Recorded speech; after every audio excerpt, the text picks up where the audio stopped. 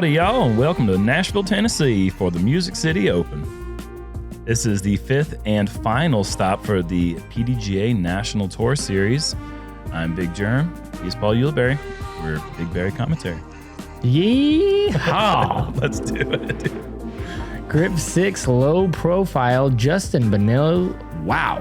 Coming back. Yeah, this guy, you're going to see some good disc golfing from Justin Bunnell. Paul McBeth, you have heard of him before. He has finished well before in many tournaments. Yeah, stats don't really tell the whole truth. A lot of ones in his stats. Yeah. Eric Oakley, surprised that he is on camera again. No, and on final Mäkelä. We're so happy to have a Finnish competitor here on Jomez for the first time in nearly 2 years. Super excited to see that young Finnish talent. Starting off on hole 1, par 3, 356 feet, up about 20 feet and to the left slightly, but there's that big cedar right there in the middle that you have to decide. Are you going to go low? You're going to go over it with a high spike hyzer? I guess most players are probably going to go with a high hyzer. This guy here, Justin, big hiatus from disc golf. He was a top pro for many years in the early 2000s. Left disc golf. He was a semi-pro bowler and then a pro bass fisherman. And that is such a good shot to start off. Dropping darts. Paul McBeth.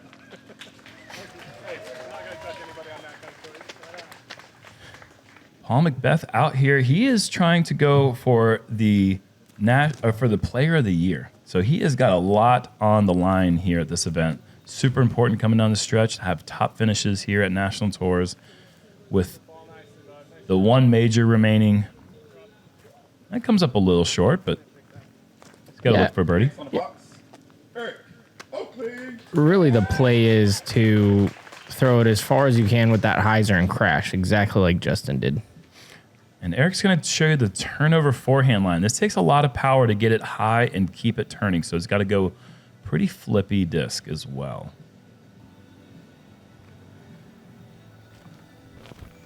Oh, pulled it. It's a little tight. And it's, I can lay up from there. Yep. No. We don't really need to do commentary for Eric. He's going to take care of that for us. And this kid has just been absolutely shredding over the last 2 years over there in Finland, almost winning, well, all the big titles over there from Finnish champion Yes. of the last 2 years, I believe. Yeah, he is a little bit early right there, and I'm sure there's got to be a little bit of nerves being over here. There's so many competitors from the Scandinavian area that have wanted to come over here and play in the States. Obviously, so many travel mandates have made it very difficult. But Väinö was able to make it all the way here with several of his friends. I know that overseas they obviously they want to be the European champion and they have all those accolades, but I know that in Finland that their biggest title is being the Finnish champion. Oh, and he's won for sure. Yeah, they hold that to. Look at this. There you Oh, go. what a start. And he has that very unique putting style with his hand on the hip or by the hip, and he just almost stoic the way he just spins. He just rapid fire. Huge par save on hole 1. Basically, he's a big deal. Yeah. That's what I'm trying to get at. He's a big deal, and he proves it. McBeth to start off with a birdie from 40 feet. Oh, just barely too high. Was he just outside the circle, or was that 40? I think he was just outside of 40 feet, 41 feet. Okay. Eric leaving that approach in the woods. That's the one place you can't throw your approach, and it's going to be a starting bogey for Eric. Whereas Justin parks it and collects the birdie on hole 1. Fourth hardest hole on the course, Paul. 3.07 average. Cedar Hills has a lot of shorter technical holes in the woods, but there's going to be a lot of holes that average below par. This is one of the few that does not. Hole 2 is another one that absolutely does not average below par. 4.65 average for this 618-foot par 4. The play is to get really far left off the tee. Up in the grass line to the left would be pretty ideal. From there, it is very tricky to get through the narrow passageway, through these thin trees, over the creek, up the hill. Can't play the ground play because you have those logs there. Gonna have to air it all the way up there. Very difficult to get the disc near the green into. The tee shot provides a nice fairway. After that, it's just a way to get to the hole. That's right. You got to figure it out. Got to figure it out. That is exactly what you want off the tee. Great shot from Justin again. Great thrower of the disc, really compact form, classic form. He's the kind of throw that you want to watch all day long. Yes. This is another thrower that you could watch throw all day long. A little bit of a root, perhaps, hit something that slowed down that skip. Otherwise, I think he would have preferred his angle much more if it had been another 20 feet. So it's just muddy right there. That's what it is. It's crazy muddy on that skip shot. So if you hit with any angle, a lot of them are digging and not really getting that big skip. Väinö going a little bit too straight, and that is going to be a punishing result. If you watched our practice round earlier this week, you would know that this course has just been pounded by rain all week leading up to the event, and there is so much mud, and it's... Yeah, but don't watch that unless you just want to see us be goobers, because we don't teach you anything, apparently, to the comments that I read this week. We focus less on disc golf, more on giving each other a hard time, which is what the people come there for. But you're here for disc golf, and Eric Oakley has come up a bit short, and so he's pinched off on his angle. This is going to be... Absolutely kidding. That is the only thing that messes up the shot. Well, I don't think this is a pretty serious course. Not a lot of joking going around here, Eric. There's no joking. Well, we're allowed to joke a little bit. We get like a little leeway for it. That's going to be tough from there. He's going to have a very difficult shot up to the green. He'll have something from that spot. This is technical. Oh, wow, yeah. Beautiful shot. That's as good as you're really going to see here. There is one inside line where if you don't get as far left as Justin was able to get, then you have to... The only way to get to the pin is by doing what Paul did. Yeah, this is just guessing. And he guessed wrong. He's not going to be anywhere near the basket for birdie. 4.65 average, Paul. That is a doozy. That's in the top 20 most difficult holes on the year, I think. Oh, for sure. Somewhere in that range. Look at this shot, though. Yes. That's back-to-back, Yep. full laid out, back to the basket. Beautiful up and down if he can make that. Yeah, good position disc golf from Mäkelä. So Eric having some issues with the approaches right now. Looks like it's going to be a bogey start. Oh, Justin's still having to throw. I mean, oh my gosh, he's not guaranteed a par. He might have to. Yeah, he's outside the circle with that, I think. Wow. Or circle's edge at So least. punishing. So Eric will have a short putt left for the par. Meanwhile, Paul has got a long look at an outside birdie chance. Oh, just barely off to the right side.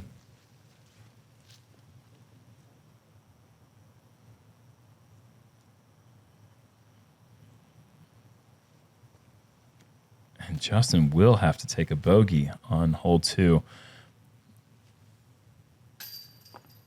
Oh, and Eric's going to be taking a double.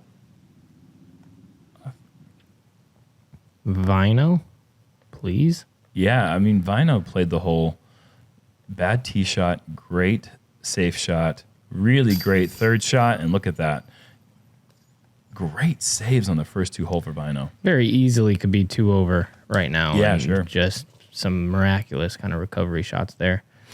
And as Justin comes in to tap in this bogey, we only had 4 birdies on the day. Jonathan Nicholson, Jonathan Fletcher. Throw it in, you go all the way to 300 feet. 300 feet. Wow. Well, this is definitely not my forte. So. I mean, if I was laying up, I think I'd just go forehand. But Gentlemen, just kidding. Oh boy. Colby Childress and Ben Calloway. That was a long breath I had to hold there. But yeah, that's 4 birdies out of 130 players. Don't come across too many holes that are birdied that seldom. That is a tough one. And it ate our card up. Good thing that we have hole 3. After those tough 2 starting holes, the course lets you take a little sigh of relief with a par 3. 266 feet. Slight turnover. Putter mid-range is going to be the play. And there's nothing in the way all the way to the basket, which is great. So you can just peer it. You say there's nothing in the way. Oh, if you throw straight at it, if you throw down the middle. Yeah. I mean, there's a pure route I think like 99% of our viewers will see this fairway and be like, oh, there's plenty of things that are in the way, Paul. Compared to what they just played, this is an easy shot. And it's a beautiful Wasp ace run from McBeth. That's parked, and he'll be collecting his first birdie of the round.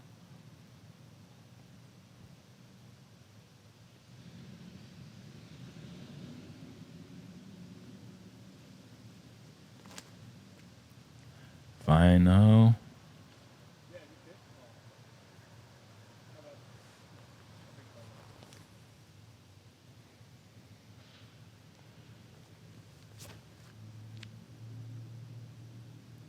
Justin Bunnell. I'm gonna.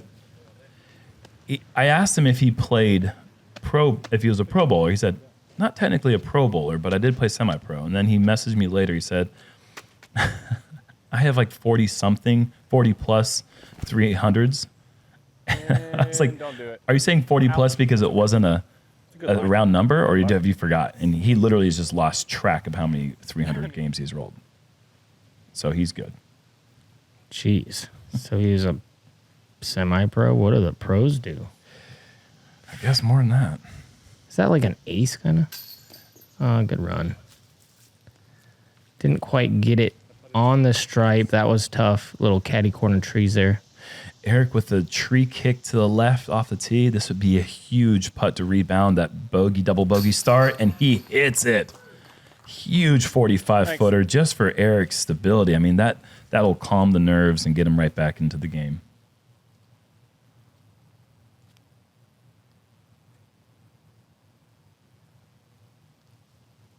I love that. That putting stroke is nice. That's the classic Climo push putt style back in the day where he kind of tosses the disc as if it were like a brick. Beautiful form, beautiful birdie. So 1 par and 3 birds on hole 3. And we're moving on to hole 4. Paul? Hole 4, par 3, 321. You're going to see people take the hyzer route down below over there to play for about a 25-foot uphill putt if they play the smart shot. If they try to get a little frisky and skip it up to be parked going that right side, lots of trees will get in the way. And if you're a purist, you can go right at it. I think Paul considers himself a purist. But, yeah, connecting the last one.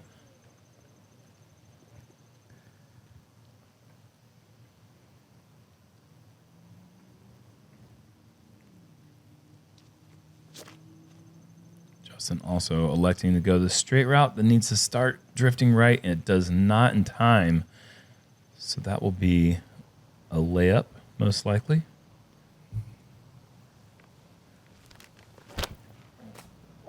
And here's the hyzer route. Got to get clean. Oh, yeah. And just a bit long, actually. It's going to be slightly obstructed comeback putt.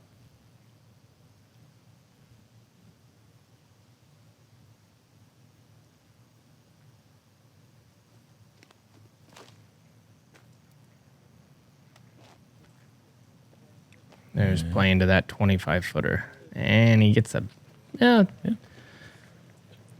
just outside, I think. Yeah. With right that around. roll. Mm-hmm.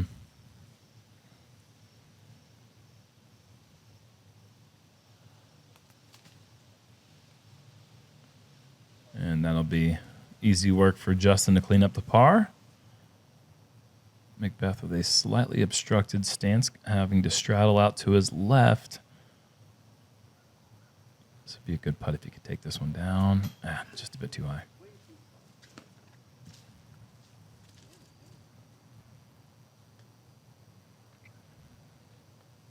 Just outside the circle. Playing about 40 because it's uphill. He's got that really aggressive putt. Oh. That was just a little too hot for the left side change, but that easily could have stuck. I mean, think about all the work that he had to do to get here. You're not going to catch that putt. Seriously, Basket. He had to go to Croatia. He had to fly to some other country, and then he went to New York and came down He here. literally had to fly over a sea. An entire sea of ocean. Great birdie putt for Eric, and so he's doing his job to get back. He's just one over par now. The rest of the card will take pars here on 4.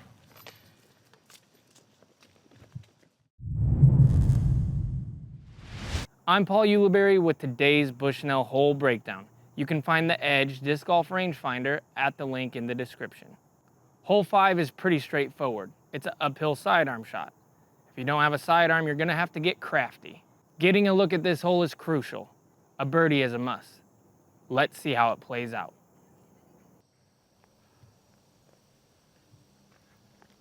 Eric choosing overstable. This needs to hurry up. That'll work great, but he gets through the trees. I don't think that... Let's watch this flight, actually, since we get the follow flight. I think that he gets through all that stuff. See, there's that backdoor route. I don't think that's what he's going for there. You don't think so? I really don't. Okay. Well, either way, that third He's birdie in a parked, row, yeah, that's going to be beautiful. It's going to bring him back to even. See how this one's tighter? Yep. And just perfect getting around that last obstacle. Justin going with the backhand turnover. And that's going to leave a long putt. Not bad with the backhand, though. Yeah, That's boy. Yeah, I don't know how to get it right. You have to throw this nose up, air bouncy kind of shot. That's old school right there. It's super low ceiling to be able to get the turn. And Väinö will be picking up his first American birdie in nearly 2 years. He splits these two trees right at the end. See, the course taketh and it giveth. Oh, yeah. Oh, yeah. Dig that. Hey, low key.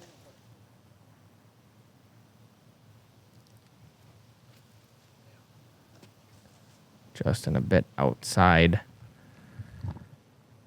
Strong side there. Maybe didn't even have the height. Here's Paul. Yeah, he's in there. Stripes it. 2 under. I feel like that's probably average start for this course. The course does have a few kind of birdies that are right in front of you, and now it gets tricky. Mm-hmm. Justin has a little work to do here from about 18 feet. Straight arm, straight down, pop it up. Very easy to replicate that form. Push putt is... And they're talking about this one, Jerm. Yeah. Hole 6, man. Par 3, 280 feet, but I don't know if I buy that because this tree that you see on the right here, this corner tree, is only 150 off the tee, which is wild. It's actually 148 feet. It's even closer than that. And then it just breaks and goes directly right. And the play, there's like basically 3 plays. There's the high spike forehand, which you're going to see most of these guys probably go with. There's also the tricky forehand roller, but also the low skip sidearm. This one is tough because it's so easy to go deep. That 150 feet is so quick. To get it to just go 150 and start moving right is really, really tough. Eric kind of getting a good break and dropping down and rolling closer to the pin.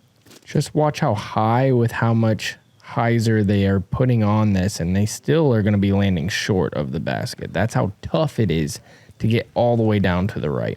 And you're kind of playing plinko up at the top of those cedar trees as well. It is no coincidence they call this place Cedar Hill. They are everywhere. Jules is a puzzle master. She's just trying to understand it. He's fascinating because she still doesn't understand him. A little bit short. I think Eric was talking about my fiance. She's a puzzle master? I guess so. She's trying to figure me out. Oh, I didn't know that they were having this conversation. That's like a 5-piece puzzle. So that so I'm just you saying I'm simple or like it's the most tricky 5-piece puzzle. Paul with a downhill scary putt. Oh, and he just yanks that into the only tree in the way. You know, he was getting frisky though, Yeah, trying he to was. split those. I mean, that's a risk that you take. He pulls it just a little bit, and that's the guardian. So now he's gonna have to pop it in there from, I would say, just inside the circle. It's kind of the curse of greatness. Like he can lay up. We say that he can't do things all the time. He certainly could. No, here's what you ask yourself: if you were Paul, would you lay that up? No, of course you wouldn't. Absolutely not. You have to run that.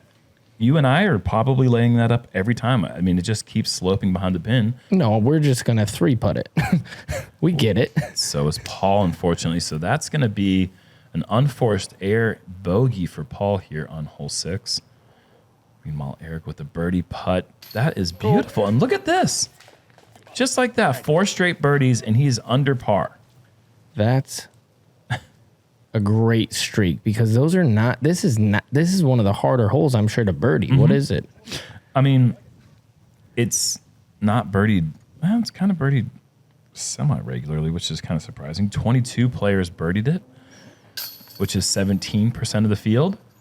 But it is averaging closer to par. I mean, for a hole that plays just so short, 2.93 is pretty tough. There's so many different things you could do off the tee, though. I'm surprised we didn't see anyone go with a low skip shot. I think we'll probably see that in the next round that we're out here. Yeah, I'd guess that as well. On to hole 7. Par 4, 632 feet, downhill about 45 feet to the flat at the bottom of the hill through this low ceiling all the way. The play is to just throw something that can just get down as far as you can.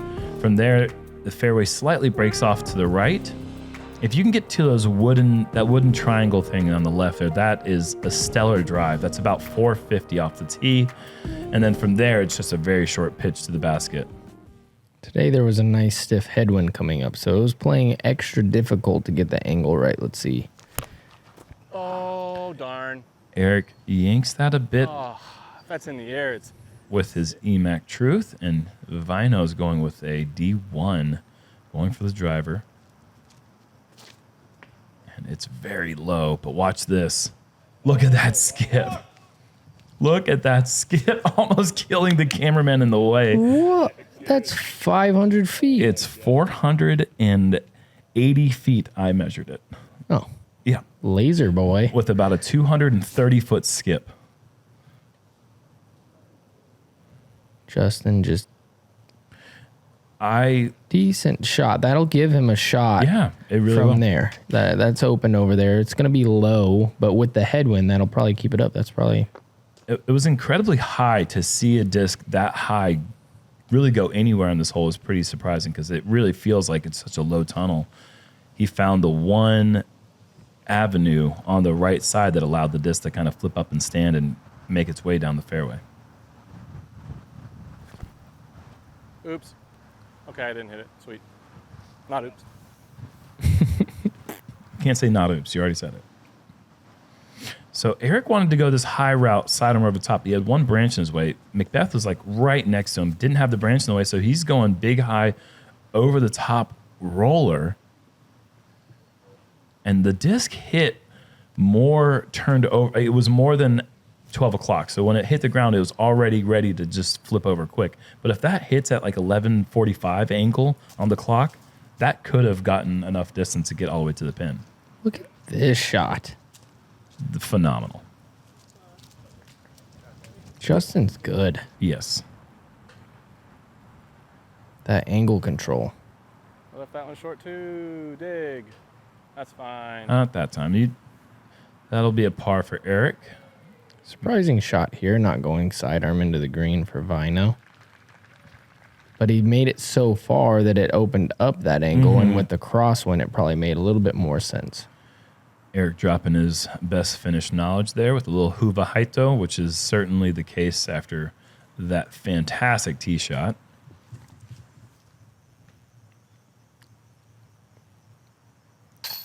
And So Paul's aiming in Anheuser and now releasing Heiser. Any idea why he's doing that?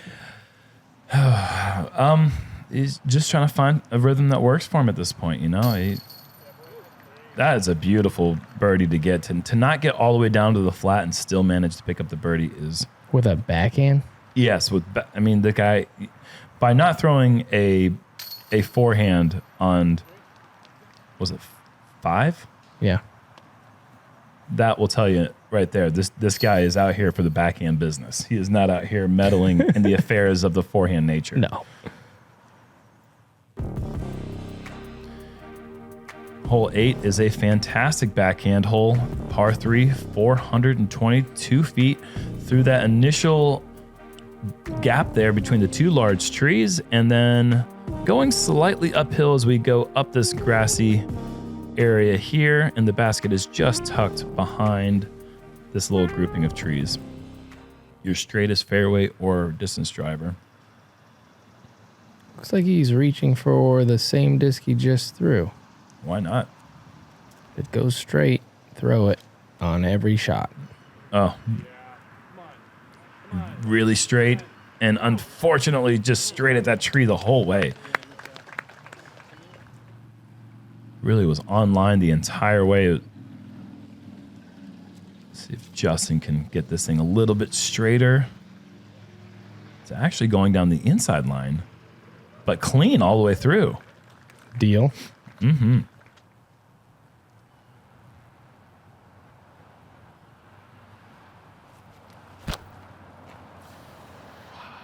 Eric has turned this over, and that's going to set up another approach.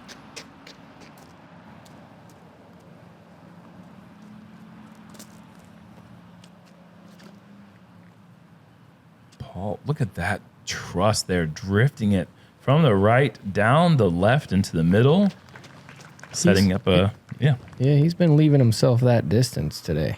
Yeah, he's not quite crisp What is yet. that, dude? You're so lucky. Dude. Eric missing his line again on the approach. But yeah, you're right. I mean, that's another 55-footer. And when it's windy in the woods, you cannot leave yourself 55-footers. This course kind of is that way. If you're off just a little bit, you're going to be faced with a lot of these right here. Yeah. 45 to 50 footers, 40 footers. It takes getting a little bit of love to get past that, kind of where Justin is here, just inside the circle. And not even those are easy. He was just inside the circle. Yeah. Here's Eric. Eric Well putting inside from the circle.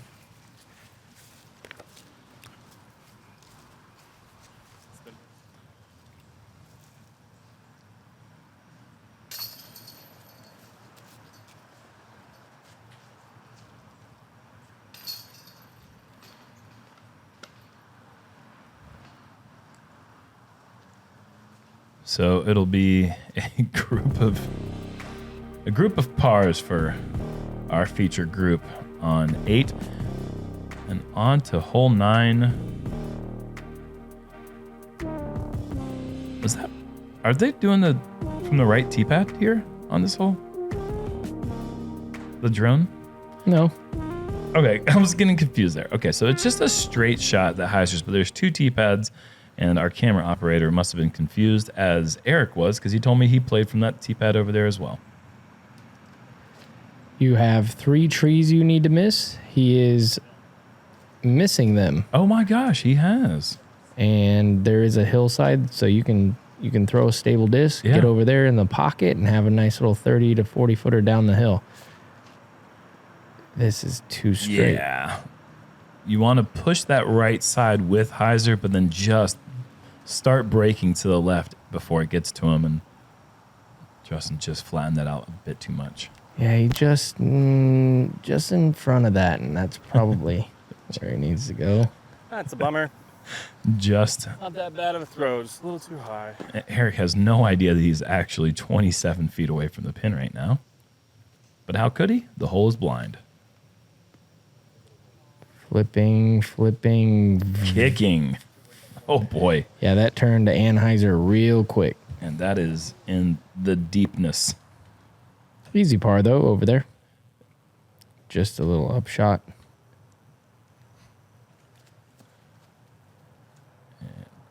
He gets boy. so much power with his spin putt. When he does these little jump putt approaches, it looks just like a jump putt, but it's his approach to try to go in most of the time. He's got a lot of range and carry with that style shot.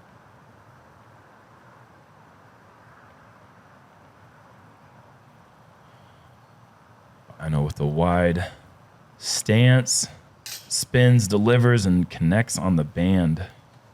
That thing was humming. Yeah, if that hits the top and gets the skip, he's got an approach. Like that. Kind of like that.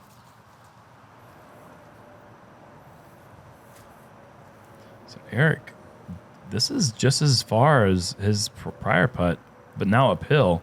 And a Strads. And it's rolling a bit even. That is a really unfortunate. I mean, we're looking at 3 here, but take your time. Yeah. Okay, so just a single bogey. But what a strange front nine for Eric. So many more birdies than anyone else in the card, but he's got the bogey and the double bogey to negate everything, and that's gonna bring him to even. Meanwhile, Väinö, who had to save a lot of pars, and ends up shooting 2 down the front. As will Justin. And Paul, a pretty slow front nine for him, so he's going to finish the front nine at 1 under. And let's take a look at the leaderboard here. Wait, this just in, Oh. and he's playing well. Oh, who's that? Oh, Justin. Oh, Justin's playing well. Oh, boy, come on. That's Luke Sampson and who we have? Nathan Queen up at the top with 6 under on the front nine. That is... Jeez Louise. That is a scorchy front. A ton of other players at 5 under. This is a tough course. This is a course where double digits is... that would be a fantastic score. Kind of give it in perspective of the difficulty of this place. 10 down, 9 down, great rounds. Absolutely. See what these guys can do in the back nine to try to get their names on that leaderboard. Thank you to the Founders Club. Thank you to Paul. Today, I will thank you. Thank you. Hey, you're welcome. We'll see you guys in the back nine of the first round here in Nashville, Tennessee. Hey, world, you're welcome.